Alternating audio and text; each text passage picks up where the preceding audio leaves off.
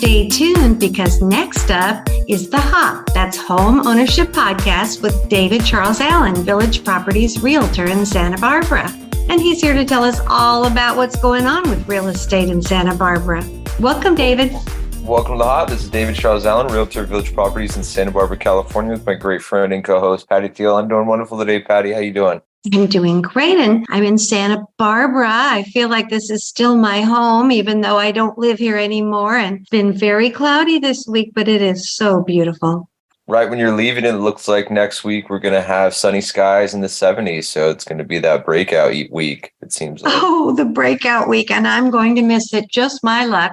Well, I had a great time anyway, but I mean, literally, I did not even see the sun peek out.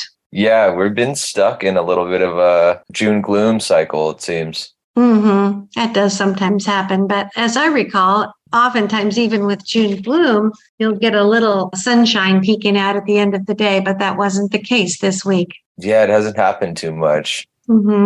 Well, in terms of how interest rates are performing, we're at 6.125 for 30-year jumbo and 6.5 for 30-year conforming. So not too much of a change again, slightly up in terms of the jumbo rate, but the conforming side stay consistent for the last several weeks now. And then in terms of how statistics have performed, we got 37 new listings, 9 price changes, 21 that closed, 28 that went pending, 5 back on the market, and 9 coming soon. So again, we're almost towards 40, and then we're getting a little bit of buildup of supply too as well. So it's going to be interesting leading into the summer how things perform. Yeah, it sure will. Any questions today for me? A couple questions, or at least one, and then I want to tell you something about what I saw at the beach. But first, let's start with a real estate question.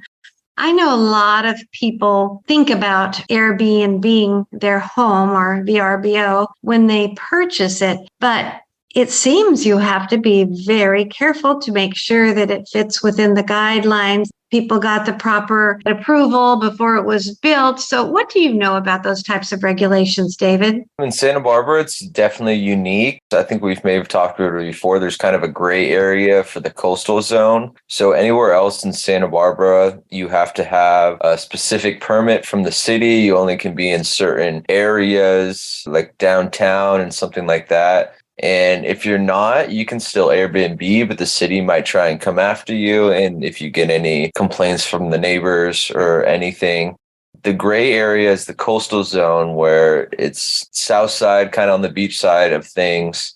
They've been having kind of lawsuits going back and forth between the Coastal Commission and the city of Santa Barbara. Coastal Commission wants you to be able to short term there. City of Santa Barbara doesn't without a permit. So a lot of people are just doing it and can't really get in trouble. Santa Barbara can make your life a little more difficult just trying to enforce something. So it just comes down to, do you have good neighbors? Are you not getting any complaints? If you're in the coastal zone, you should be fine in terms of no one harassing you. But if all those things start happening, then the city of Santa Barbara can start harassing you as well. And you can't really get a proper permit for the coastal zone yet because it's not approved by the city of Santa Barbara. So it's definitely a unique situation, but we're seeing a lot of homes on the Mesa specifically because we are in the coastal zone that are turning into those short-term rentals. It is really interesting. So I guess people just need to be careful and know the rules if they're thinking of doing that. Can the city of Santa Barbara impose fines if they feel like you are renting out a property that you should not for a short-term rental? I think they give you a warning in some regards, and then they threaten fines. I'm not sure if you actually get fined or if it's just a threat or how far it goes. I haven't heard any stories about that, but I know they send warnings and then they threaten fines, and I don't know which way it ends up going. It's just something to think about when you're looking at properties that you know what you're getting into. So thanks, David. You're welcome. Yeah. Since I'm right on the beach this week, which has been so lovely, I ran into a couple seals that were in distress right here. It's in Carpinteria. And so had to call the Mammal Rescue Society. And so I just wanted people to know that there is someone you can call if you see a seal or a sea lion that seems to be distressed. Of course, you're not supposed to go up and touch it or try to get it back in the water. And sometimes they're just resting. So, you may not know what to do. So it says right here, I have a little pamphlet from them. When seals and sea lions haul out, it's to dry off, get warm, and rest. If you find a marine mammal on the beach, leave it alone. Disturbing it in any way, including wetting it down, feeding it, or trying to force it back into the water is a felony. Instead, note the exact location and call the Santa Barbara Marine Mammal Center so qualified personnel can access the animal and rescue it if necessary. And I found their number. It's 805-567-1505. And unfortunately, this seal was obviously in distress. And I don't know, because I left the house. They came down and put a sign up near him. And then later in the day, the tide came up. So I don't know if he was washed out or if they actually took him to their center. But something good to know. Yeah, you don't run into it too often, but when you do, there is that great team that comes out and helps and kind of takes care of things for you. They're more knowledgeable on the subject matter. Right.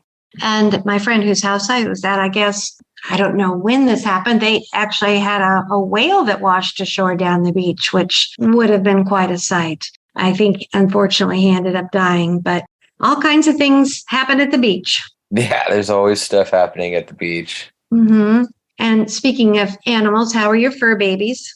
Everyone's doing really wonderful right now. They like the cloudy weather, so it's not too hot. So we'll see how they start acting. I mean, Bailey loves the hot, so she loves that's right. The big dogs, not so much. So we'll see how the tides change. Yeah. Well, I know my family is missing me and I have to head back to Florida, but the main one that I'm anxious to see is my Ollie. Good thing he's there. I might take an extended trip. So Right. Right. Anyway, I can't wait to see him. I guess he's doing okay. Of course, my daughter had to send me pictures of him all depressed on the couch, like his life had ended. But later on, I saw he was playing and he came back to life. You always want to go back home when you have your companions waiting for you. Absolutely. So, David, if anybody is interested in working with you on a real estate project, selling their home, buying a home, or just talking, making long-term plans, how would they get a hold of you? Yeah, my number is 805-617-9311, and my email is david@davidcharlesallen.com. Thank you so much, David. Thanks, Patty. Let's go next week. Bye. Bye.